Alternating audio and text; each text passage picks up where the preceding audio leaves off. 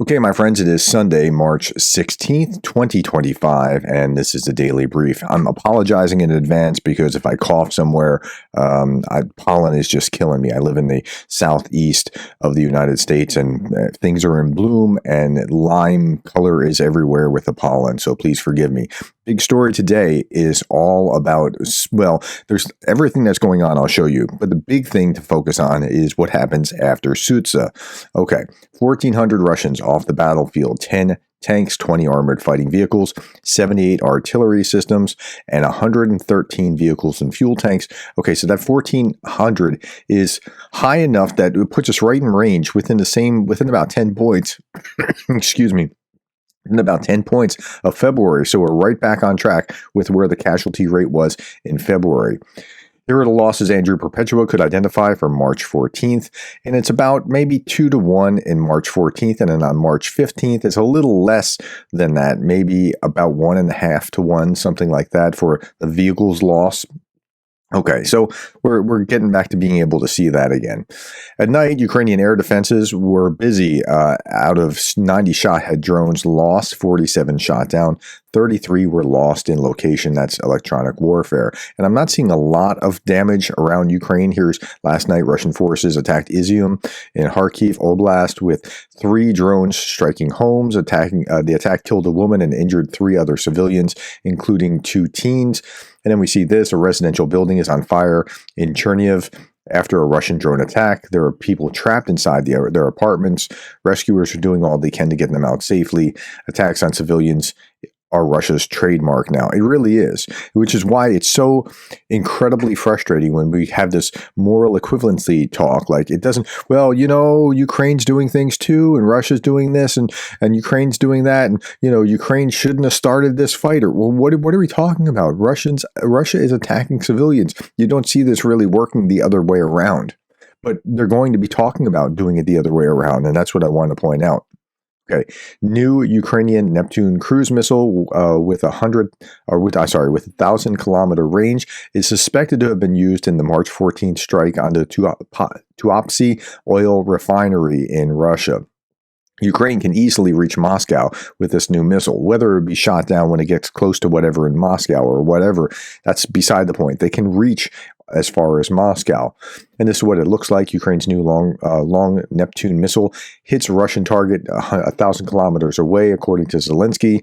Ukraine's defense industry has successfully upgraded the Neptune missile, originally designed as an anti-ship weapon, to strike ground targets at a longer range. So it looks like they have more in the arsenal than what we thought before. Okay, Ukrainian forces recently advanced near Kursk, and Russian forces recently advanced in Sumy Oblast, near Chasiv Yar, and Pokrovsk. So, I'm going to get to that in just a moment. Ukraine unleashes 126 drones on Russia overnight. Sleep is for the weak, says Jason J. Smart. Apparently, so is Russian air defense.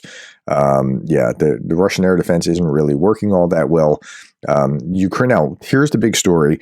When we look at the battlefield, Ukraine withdraws from Sutsa, but maintains a presence in Kursk Oblast. They're not entirely out of Kursk. Zelensky stated that the Kursk Oblast operation successfully diverted significant Russian forces away from other fronts, relieving pressure on defenders. I think that may very well be true because Putin had to address it. I wouldn't run a victory lap about this. It seems like it's still far better for them to have a larger presence in Russia than to have the weakened presence as they have to withdraw. But withdrawing is better than being captured or being destroyed. So it's a better thing to but I'd stay away from their mission is complete and they've done everything they need to do, so that's why they're withdrawing. I don't think that's it at all. I think that's putting the best face on what is they have to get it moved out because their operational lines were cut. Okay, now here's the dangerous part. I think this is really, really dangerous. So of course it's dangerous on the ground, but dangerous to Ukraine's long-term health. Putin likely intends to use this narrative. What narrative? Well, if we look down here to the ISW, this thing that they're commenting on, the Kremlin is likely preparing to intensify a narrative that accuses Ukrainian forces of war crimes in Kursk Oblast. Okay, so Putin intends to use this narrative, falsely portraying Ukrainian forces as brutal war criminals, as the Kremlin did in late 2021 and 2022, to justify Russia's full-scale invasion of Ukraine, to spoil or delay discussions about a 30-day ceasefire, especially when contrasted with Putin's efforts to portray himself as a merciful leader who agrees in principle and wants to have peace, but we have to work the details. Okay, so this information campaign that's about to come out, you'll see staged events, I think, and the Russians will say, see, this is what the Ukrainians do. This is why we had to go in there. And it'll be dutifully picked up and repeated by American and Western repeaters who are sympathetic to Putin, ultimately maybe even by the White House, and we'll see how that plays out. Okay, Russian mill bloggers and Ukrainian officials continue to deny Russian President Vladimir Putin's unsubstantiated claim that Russian forces have encircled a significant number of Ukrainian troops in Kursk Oblast. Russian forces continued offensive operations in Kursk Oblast, but have not completely pushed Ukrainian forces out of the area as of this publication. Ukrainian officials expressed concern about Russian ground operations in northern Sumy Oblast, but doubt Russia's ability to conduct an effective concerted operation against Sumy city. So again, they are still holding on to this little patch of land in Russia.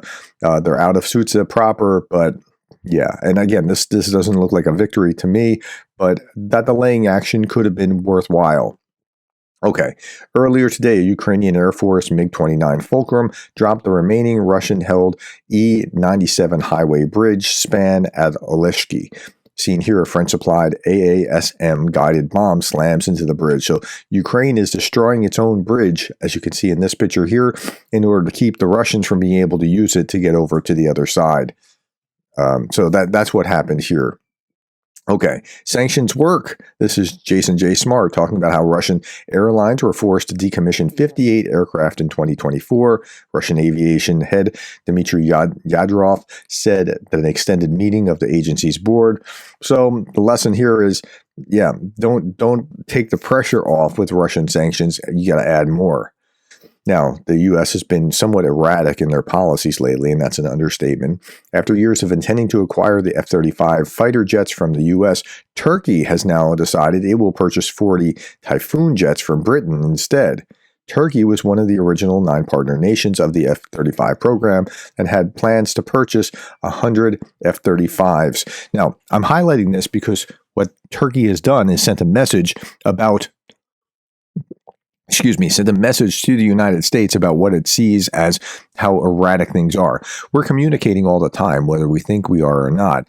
Even if they're not talking, even if nations aren't talking, like the Russians and the Americans haven't been talking to each other, but they've been talking at each other. Here, Turkey sending a message about the erratic nature of the Trump administration, and the more the messages that get through, the better to go, you know what, this isn't the best idea the way that we're going.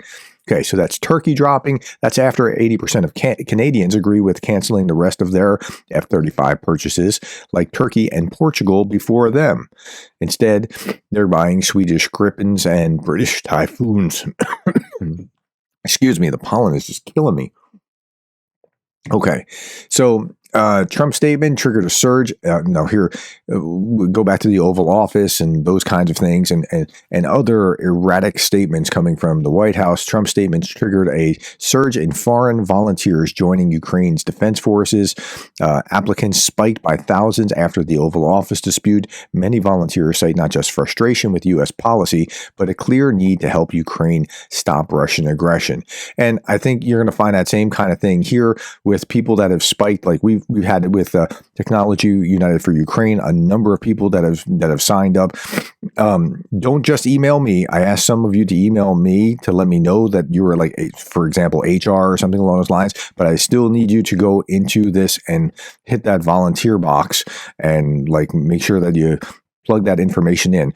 And the HR and the PMPs, the program management experts, are in great need right now because we have so many volunteers. We had like hundreds of people volunteer just recently, and that's great. We need you to do that, but we also need to organize you in a meaningful way so that we can get you plugged into the right kind of projects. And please don't be discouraged if you're there waiting and trying to figure out what's, when is somebody going to contact me? Okay. Yeah, so there's a surge in volunteers.